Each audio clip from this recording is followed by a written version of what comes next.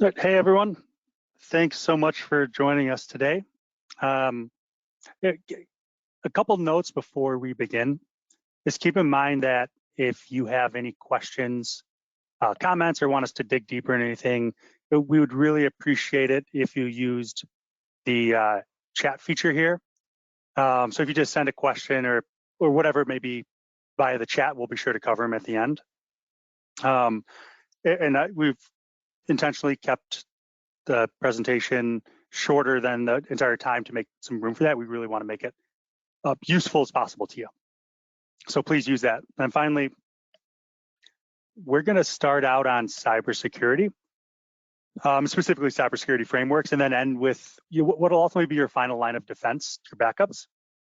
And for those of you who are less technical or would qualify themselves as non-technical, my advice would be pay closer attention on some of the practical steps you can take to help protect your company. And then, for those more technical people, it might be more useful to pay attention to the framework paradigm, as cybersecurity can be somewhat complex.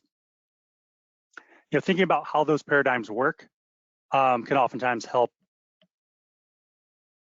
reduce the stress and time it takes to plan and implement a cybersecurity framework, or at least a cybersecurity plan if you don't intend to implement an entire framework.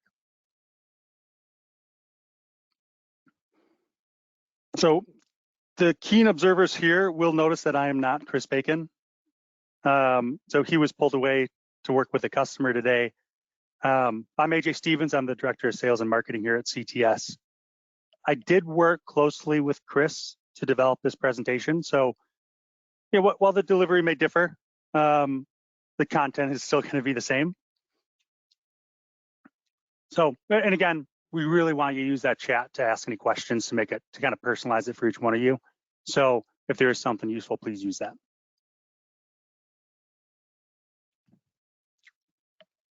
We tend to talk a lot about malware, but we're actually going to talk about the Uber 2022 attack, which occurred without any malware at all. But for the most part, a lot of attacks start with malware, and a lot of the malware begins with some form of phishing. And we found that one of the core problems here is that most companies are not really well equipped to handle this, regardless of size and complexity of their network. So the Uber example that I want to use, and we'll use it throughout this presentation, is pretty complex, but I think I broke it down into a few more simple steps. But it's an interesting case in which someone was able to gain access to a network without any malware at all. So that whole process started with, I think the hacker was 18 years old, maybe 17, and was really just kind of practicing his hacker skills, I guess. We're still learning a lot about what happened and how it happened, but we know that it started out on the dark web. So it's shockingly easy to buy login credentials online. As long as you're able to access the dark web, you can find them, and as long as you have some way to pay for it, you can get them. So in this case, the hacker actually bought a few of Uber's employees' login credentials for just to log into Slack, knowing that it's most likely if they use a login for Slack, they probably use that same login for other things. So the attacker attempted to log in and then was prompted for an MFA code, multi-factor authentication. And once he realized that he was not going to be able to access it without MFA, he actually started logging in, I think it was every 10 minutes, and did that for a few hours, knowing that that employee would receive a prompt on his phone saying, do you want to accept this login? And he also knew that it's most likely that the employee wouldn't know why it was happening. So after a few hours, the hacker actually called that employee, pretending to be from Uber's IT department. And he told the employee that if he wanted the notifications to stop, he had to approve the login, which he did with him on the phone. So that was the first kind of round for this one of multiple Uber hacks that occurred. But once on the network, the hacker actually deployed some form of a network scanner so we could actually get a good view of what the network looked like and where to try to go next. So the goal was to move once in the network somewhere, try to move laterally across the network. And while I'm skipping a few steps just to keep it simple, eventually that hacker came across something called the Privileged Access Management tool. And one of the admins at Uber had hard-coded their admin credentials into the access management system. With that information, that hacker had everything that he needed to gain access to anything on their network. So AWS, Google Workspace, servers, everything. The most miraculous part of this was the hacker just stopped and basically said, hey, I just hacked you. Here's how I did it and what I did, and didn't do anything with the information. What is more likely to happen in other cases is that hacker would then take those admin credentials and sell them on the dark web. Someone would get back in there and then ransom their network. So the reason I wanted to provide this as an example was it touches on a lot of areas that are often overlooked when we're talking about cybersecurity protection. And so we're going to use some of that as we go throughout this. But with that in mind, over the next couple slides, use that example and also use this question and think about how you assess, manage, and then control cybersecurity risks. So when I say assess, we're really just talking about what assets do you have? What are the risks? And then in manage, how are we actually mitigating risk? So what tools, processes do we have in place to protect those assets? And then control is how we continue to monitor and control outcomes moving forward. So think about that as we go over the next couple slides. So I mean, today we're going to talk a little bit about the NIST cybersecurity framework. But for those who are not familiar with cybersecurity frameworks, we're really just talking about an approach or procedure to managing your risk. So cybersecurity is complex, and it becomes very difficult to know what to do, when to do it, how to do it, what tools to deploy without having a framework to tell you this is what you need to do. It's really a way to kind of simplify the whole procedure. When we talk about NIST, NIST is one of those structured approaches. So it stands for the National Institute of Standards and Technology. Take note of the URL at the bottom of your screen if you do want some more information. But NIST is one of those structured approaches to managing cybersecurity risk. And I like to equate it to like if you go to a butcher wherever you buy meat and you see an FDA stamp on a steak or whatever it may be, what that's really telling you is I can trust it. I'm not going to get sick if I buy and cook this meat, that it's of some minimum quality, that some procedure has taken place to rate this piece of meat. NIST is similar to that. It's a signifier to your organization saying that we've done the things we need to do to help our organization's security posture. So one of the questions that I get asked often is why use NIST or frankly any other framework? In addition to the fact that it's just simplifies and helps people understand how to manage the risk, but oftentimes it'll be an industry norm or a demand from a customer that they become compliant with some set of standards. But more often there's some regulatory concern. So if you're healthcare, it's going to be HIPAA. If you deal with credit cards and payments, you're talking about PCI compliance. Those are other forms of frameworks. And increasingly, we're seeing a lot of companies implement cybersecurity frameworks, whether it's NIST or something else, because they just want to make their organization's cybersecurity posture a little bit better. They want to protect their company. So we'll go into some of the specifics of NIST, I am going to, just to make sure that I don't bore everyone, skip over some things. If you do want some more information, we can certainly provide some more and give you some more information on what it means and how to implement it. But given that we have a wide range of different types of people, technical and non-technical, I'll try to keep it pretty high level and put this in a couple buckets here. First is identify. We talked about this a little bit, but really all we're doing in this step is saying, what are all the assets that we have? What are all the different attack vectors that might exist? And we're just kind of listing those out so that we have a catalog of everything that we need to be concerned about. And then the next, I'm going to combine the next couple steps. If you are technical, we can get into those in more detail at another time if you want to, but we're really talking about, once we have that list of assets, we're talking about how do we protect those assets and those attack vectors?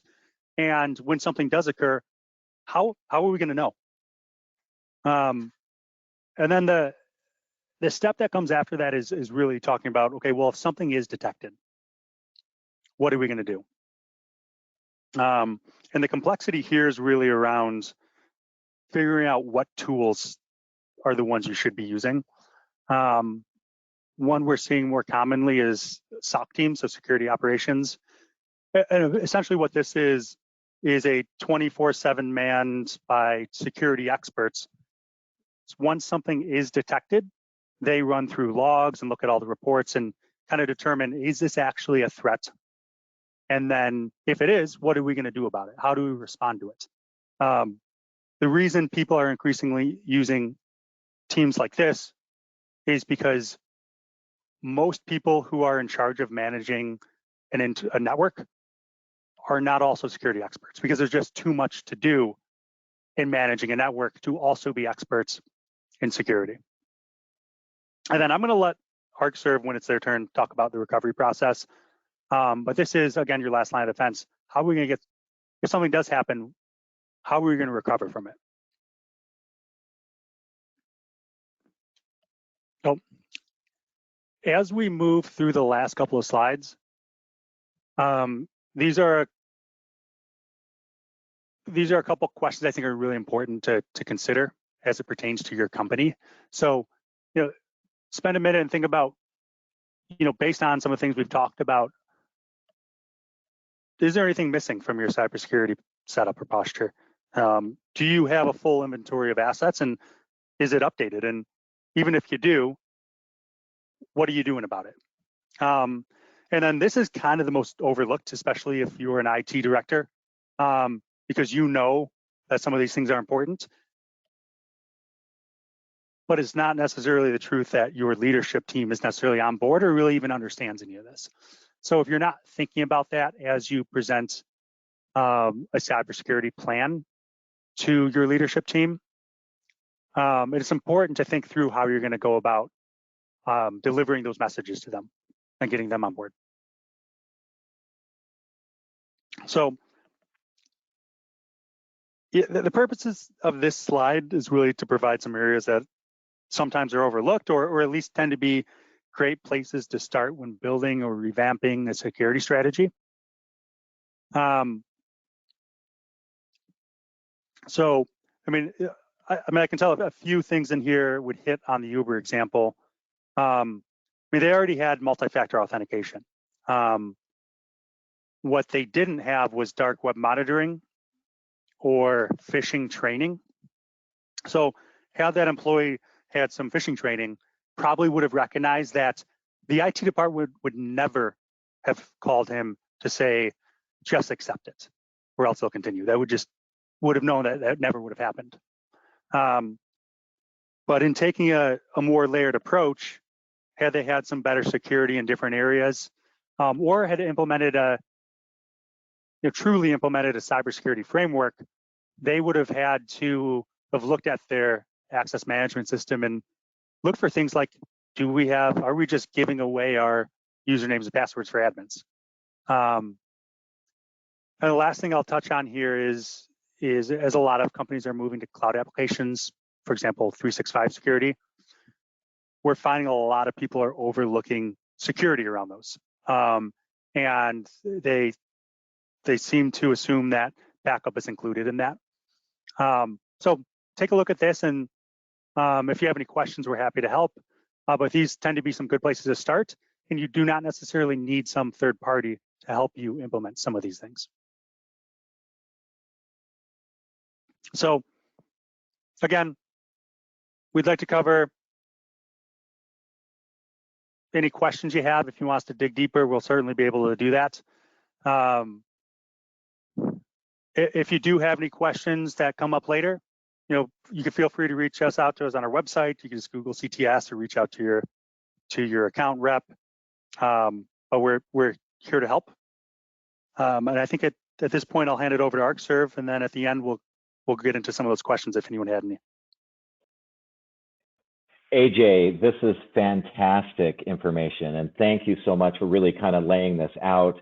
I think really, if I could just reinforce, a couple of the things. I mean, we need to be thinking about the way that we always do our ransomware and actually malware type of protection in a very holistic standpoint, right? And you'll see in a bit with my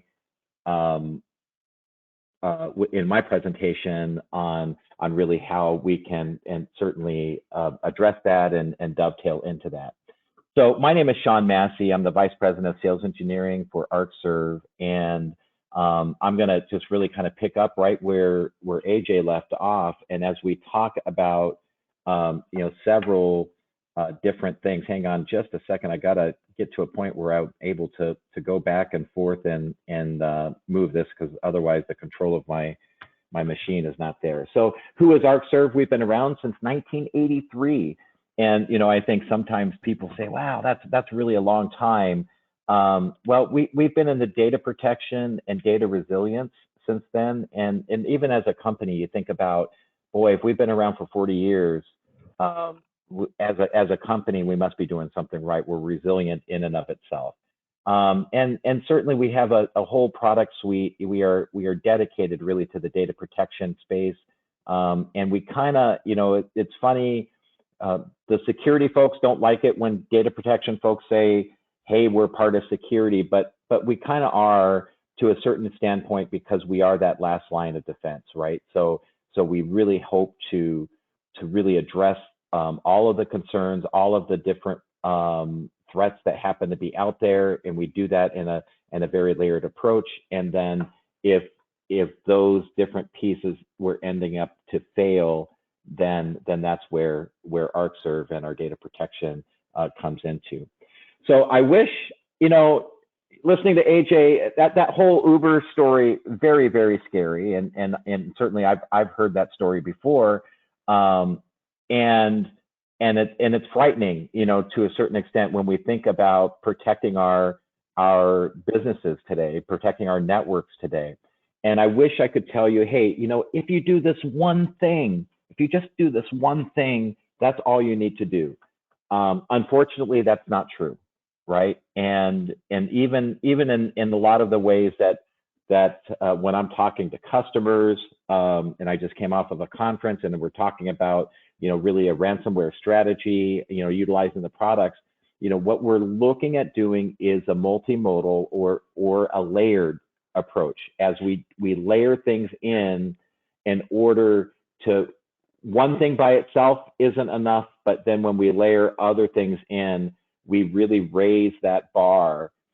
So then the ransomware malware that gets launched, or the actual bad actor that is controlling all of that ransomware, they would have to up their game too, right? And there a lot of cases they're looking at easy pickings, and then what we are seeing though now is we're also seeing very targeted approaches. Uber was targeted, right, to be able to do that, and as that bad actor kept running up against things, then he thought, ways in order to do it. And a lot of it ends up being what they call social engineering, of tricking the individual into giving away some type of information that will help gain access. So when we look at this slide here and we look at the ransomware prevention strategy, and again, it's a kind of a very much of a layered approach or a multimodal strategy. Across the top, of course, that's the cybersecurity. That's the edge network. That's all the identity access management, the privilege access management. That's the pieces that kind of go with that. Then we go into processes, and I'm going around counterclockwise, right? So that's where MFA, comes into play. MFA is super these days, and I think the days of having a very simple password are gone, right? And it's not even just a password; it's a password plus, and that multi-factor authentication, again by itself, as it was the case with the Uber example, that by itself can be thwarted sometimes with social engineering and things like that. But nevertheless, it is an important part of the process, be able to do that. And then DR exercises. I managed a data center way back in 2008 that burnt down. I will tell you that was the worst week of my life, and I hope to never ever experience that again. These days, we still have those disasters, those what I call traditional disasters that we need to make sure that we're protecting from. But now we have this whole nother nuanced malware and ransomware attacking our systems to be able to do that.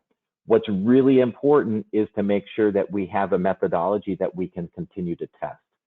If you test your environments, you test the recovery, then actually in a time of a disaster, number one, it's very clear, and it's not as much chaos because, okay, we've been hit, we know what we need to do, and here is what we're going to do. We've done this before, and it's been successful. And it allows us to be able to do that. But I would also go one step further, is to make sure that we are able to test our ransomware response, right? So if you do get hit by ransomware, how do you overcome that? How do you go ahead and do that? And then, as AJ said, the cyber security training, the phishing exercises that a company can do internally, just to help raise the awareness with all the users, is really key.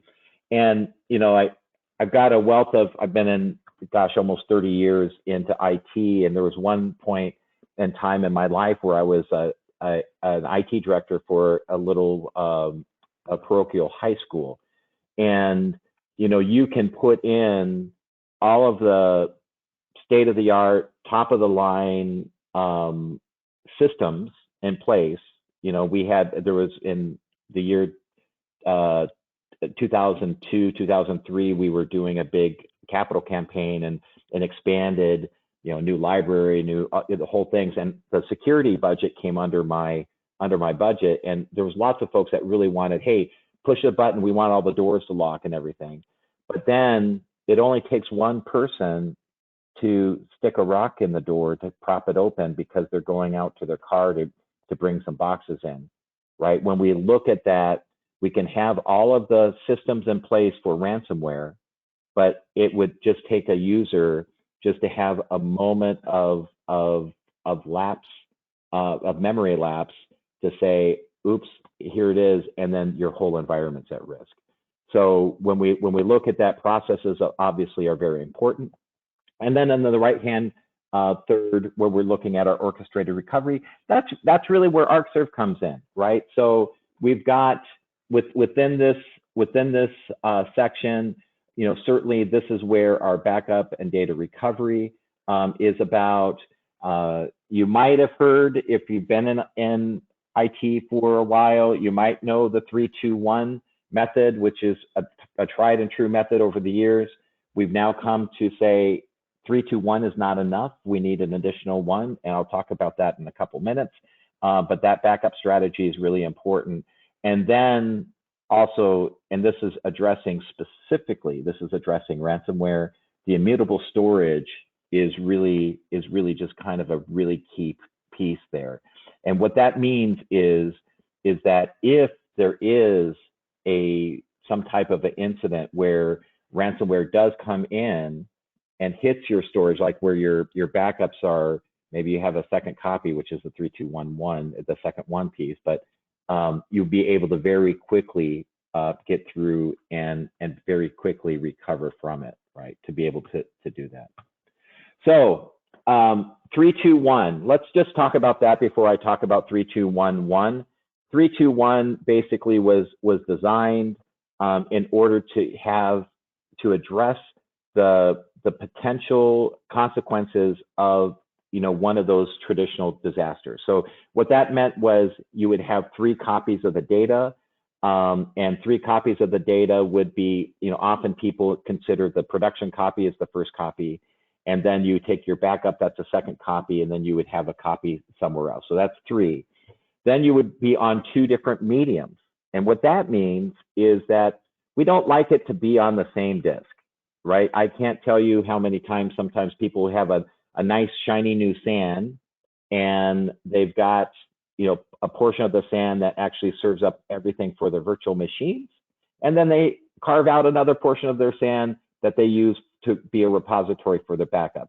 And if you think through that logically, okay, you have all of your data on one piece of equipment. If that piece of equipment fails, not only did you lose your production data, you also lost your backup data. So we want 2 different types of media. So that way, if something were to happen with pieces of equipment or whatever, we'll be able to go through that. And then finally, the one of 321 is having an offsite.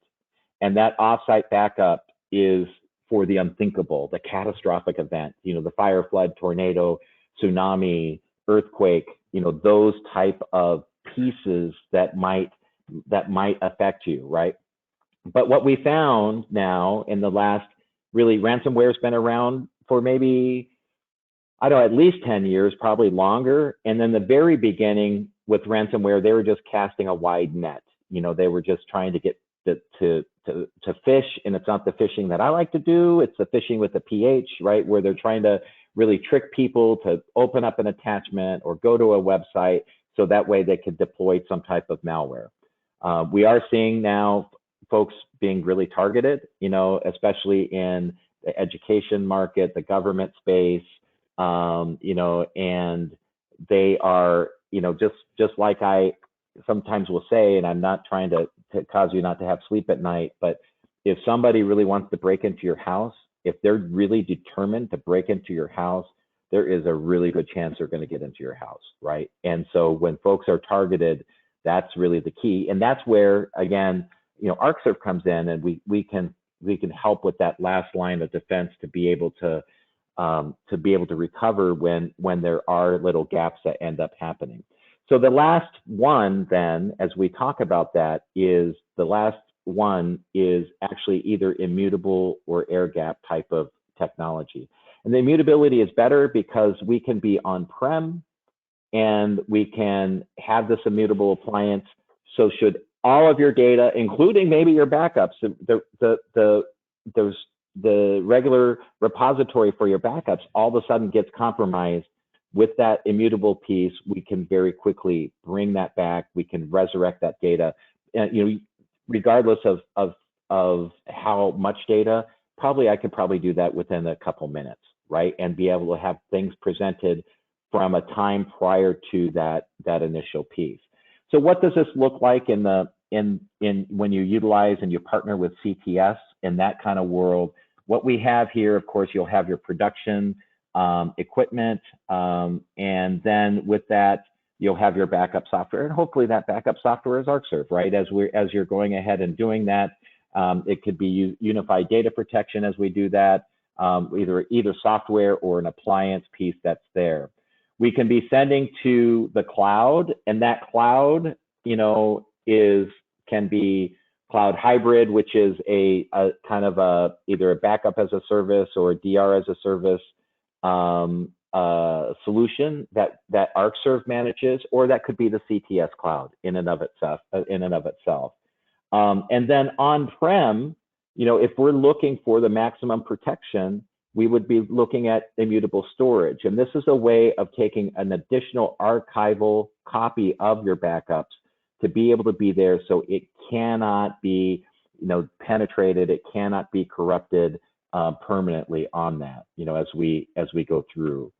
And so we are looking at those copies of the data, as I talked about the 3-2-1 piece as we roll through there. And then if I go ahead and manage this out, filled out the slide a bit, then we can also, for protection, be able to replicate to an additional site. And that additional site, that DR site, will give you a very quick and easy, and when I say easy, it certainly is easier the way that we are designed to be able to do that. DR in and of itself can be pretty challenging, but we want to make it as easier as possible for folks to be able to recover and be able to do that. So in this scenario, then, as we look at the 3-2-1-1 world, we're looking really at a comprehensive design in order to give you the maximum protection and give you the ability to, when you can, we always like to restore from local, because that's going to be quicker and that's going to be more inexpensive. But we also have that secondary site or that cloud site in the event of that catastrophic nature, if you end up having the event that goes through that. So through all that, then we add in the SaaS backup, and then we are actually holistically then giving the protection that you as a business really needs, and to make sure that your uptime. And I'll tell you, I hear it all the time. People will say, yeah, but backup, backup is not sexy at all. It's not, but it is such a necessary piece, because when there is nothing more important, there is something more important, and that's human resources, right? That's, human being and life and everything is more important. But if that's been taken care of, there is nothing more important than your data, from a business standpoint. And that data, should that end up getting destroyed or compromised or encrypted, that will bring a company to its knees from the ability of the way that they can do business. Or even, when you can't access your data, you don't know who owes you money, and you don't know who you owe money to.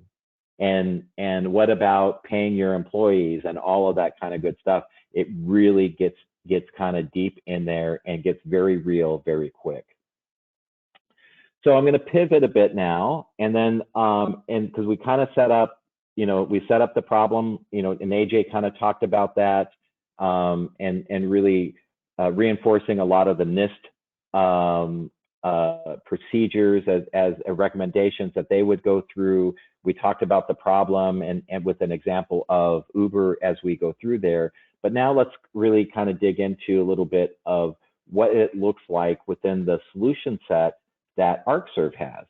And as we look at that, the first thing that I'll just really kind of talk about this is something, 15 years ago, we didn't talk about immutable appliances. We didn't talk about immutability. Arcserve has an appliance, a product that it is immutable. It is designed for this type of thing. And we call it, there was, and I'm kind of dating myself, but there was back in the day, like tape devices that we called worm devices. And what that meant was that you only could write once, right? And then you'd write the backups to the tape, and you can't overwrite it. You can't do anything with it. Worm is an acronym. It stands for write once, read many, right? So what that allowed things to do is it allowed you to keep it so it's changed. Now, over the years, this isn't Arcserve that did this, but really the industry has really gone through and they've adapted worm to modern technology. So now we have an appliance, our OneSafe appliance, when you establish that immutability, that is a worm. That share is a worm. So it's write once, read many, which means when you write your data, if you make changes to that data, we're not writing over really where the data's at. We're just putting it in a different section on the disk. And then when you need to grab it, it kind of assembles it all together. But what that allows us to do is that allows us to go backwards to any of those previous snapshots and be able to recover very well. This immutable appliance, we call it, it's an object-based appliance, and it allows you to scale out to whatever you need. And so what I mean by that is by object-based, what it allows us to do is when you start to use up the space on it, instead of having to buy something new and do a full rip and replace and copying all of that data over to the new storage that you've purchased, what we're able to do is you can pay, what we call pay as you grow, is you just go ahead and you've got one appliance, you're starting to run out of space, you add another appliance, and it actually adds it right to it as if it's just one. It happens in minutes, allows you to be able to do that. So it allows you to scale out, and we can actually put up to 7 different units that actually work as one cluster or one ring, which makes it to be able to do that. And because it's object-based allows us to do that a lot, but object-based, we're not actually using RAID in this, so we're not, but instead we've got the different objects that we have, and because it's object-based, we do something either called RF factor 2 or RF factor 3. That gives you the protection from hardware failure, specifically disk, right? So if you have RF factor 2, for instance, what we're doing is we're having 2 copies of every object, and it would give you 1 simultaneous drive failure protection. And RF factor replication factor 3 would give you 3 different copies of that, and it gives you 2 simultaneous drive failures if you should need to do that. And the beauty of our OneSafe immutable appliance is that it's built with a NAS head, so it's very simple to access for everyone. It just uses standard NFS and SMB protocols as we kind of go through that. But we've been talking a lot about immutability. I've kind of covered some of this, so I'll kind of skip over it a little bit. But what immutability really means is that the data is fixed. It cannot be deleted. It cannot be changed, right? So it makes it impervious. It just to ransomware infections. I mean, the ransomware bad actor might think, oh, good, I got that share, maybe on the OneSafe. I got that share because it looks like everything's encrypted.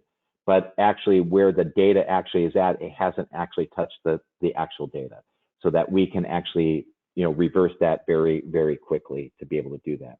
It gives you protection and compliance, right? So it protects you from accidental deletion and data corruption, and then also it meets certain regulatory compliance things. And I'll tell you, as people, when they talk about ransomware, and this is kind of a little bit cliche, I've heard it say it's not a matter of if, it's a matter of when. And I believe that to be very true.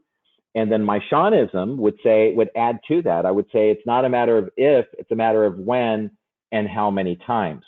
We are seeing organizations getting hit not just once, but they also might get hit multiple times as they do that.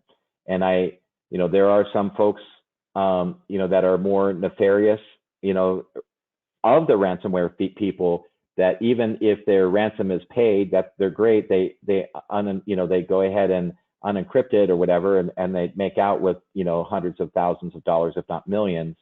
And then they then, send them over as a lead to their other ransomware friends to be able to do that. So that is, it is something that we need to make sure that we're protecting ourselves and constantly being able to go forward with that. And then finally, with the mutability, it gives you a consistent and dependable recovery.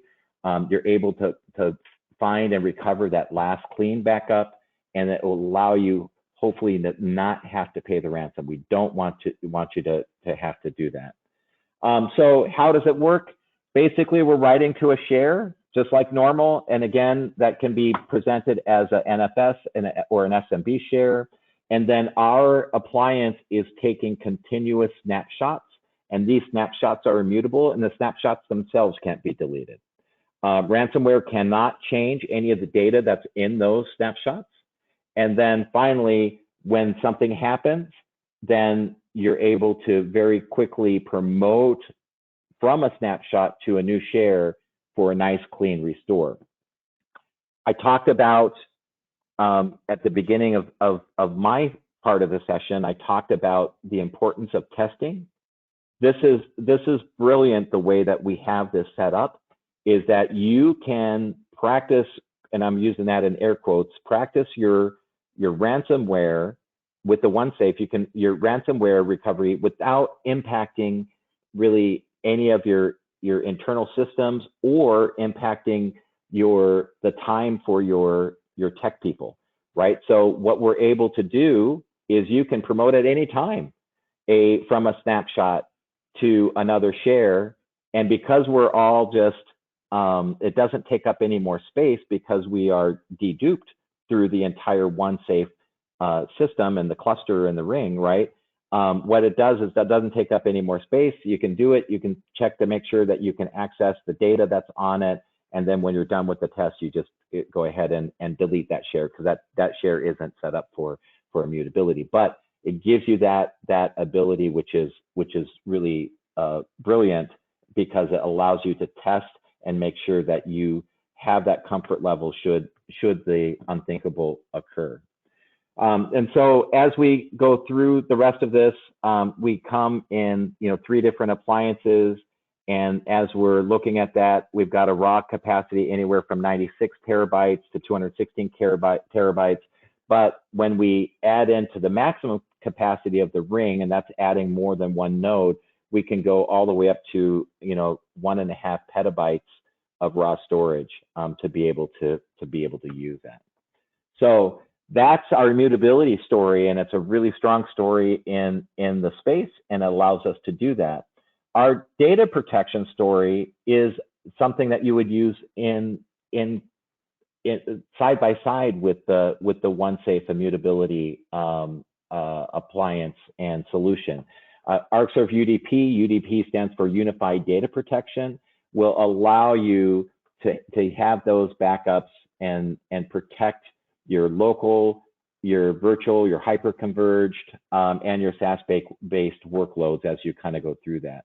We partner with Sophos, and Sophos, with every UDP appliance, you can actually deploy Sophos on that recovery point server, or we call the RPS server. And what that RPS does is it monitors the Intercept X, looks for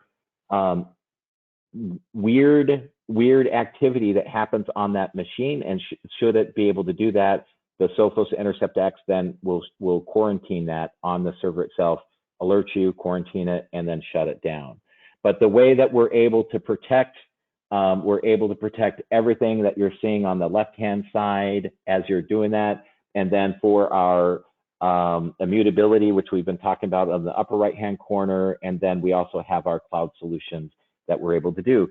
And if it's not our cloud solutions, we've got other cloud solutions that we partner with, like for instance, Wasabi is one of those, but Amazon, Azure Blob Storage, and so forth, to be able to do that. So again, going back to some of the NIST type of really tenets of data protection, we're protecting, we're detecting, we're responding, and then we're recovering, right? And that is really the theme and everything that we need to go through, and as we go through that.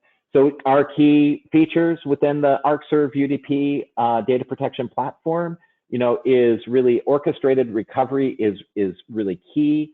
You can certainly do a bare metal recovery. We have something called a virtual standby, where actually a virtual machine is at the ready. It's at the ready. Should you have a failure and you need to restore that machine, you can do that very quickly. We can do instant VMs, which is actually mounting the backups and spinning them up as the as the piece.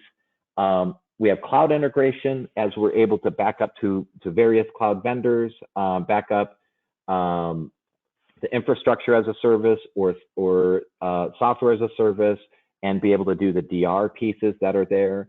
We're capturing your entire infrastructure, and then this is scalable, right? The management of it gives you, centralized management and role-based administration to be able to help you do what you need to do. So I kind of went just maybe a little bit over because we wanted to make sure we had some time to talk about questions, but we still have about 12 or 13 minutes that's here. So let's go ahead and if there's any questions, I don't know, AJ, if you're seeing anything that has come through, and we can go ahead and take it from there. I don't see any questions, but I also haven't used this program as an admin before, so I could just be looking in the wrong spot. But I'll say this, if anyone does have any questions about anything we've covered, now would be a great time, and certainly you'll have the opportunity if you prefer to reach out afterwards, and happy to field any questions, comments, or if you just want to dig deeper into anything, happy to do so. AJ, you are looking in the right spot. I don't see any questions right there, but we'll give folks a little bit of a minute to maybe pop something in, and so terrific. And as people are typing questions, if they do have any, I think Jordan is kind of cataloging who's in attendance and is going to do a drawing. Yeah, AJ, I have that kind of ready to roll if you want me to do that now while people are thinking of their questions. Yeah, I think that's fine. Perfect. Well, everyone, we appreciate you guys joining today. Hopefully this is valuable. My name is Jordan. As AJ mentioned, I'm part of the account team here supporting CTS with Arcserve. So we did want to offer a couple prizes. We thought about putting like a whole quiz together and testing everybody's knowledge, but we figured it was easiest just to draw some names. So I've drawn 3 names. And then what I'll do is I have kind of your registration credentials. I'll send you an email following today's presentation, and then their gift cards. So as long as you just respond, make sure that's an email that you want it sent to. And then I'll send that over. So in third, we'll say for a $25 Starbucks gift card, we have Ashley Allen. So Ashley, I will get that information over to you. In second, for a $50 Amazon card, I have Greg K. And then our grand prize winner for a $100 Amazon card, we have Christian K. So Ashley, Greg, and Christian, I will be contacting you following this, and then you just let me know where to send those gift cards over to. Thanks, AJ. Yeah, thanks. And I haven't seen any questions come through, so I suppose people can have an extra 10 minutes back.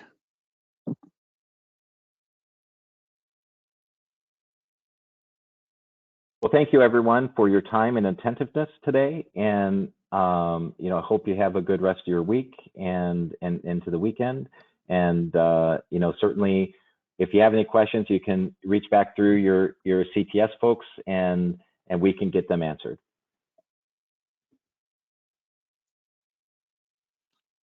Thanks so much. Have a great day. Oh wait, I actually do see a question in here. Oh, it says thank you guys. Yeah, I'm excited. But again, appreciate your time. Have a wonderful day.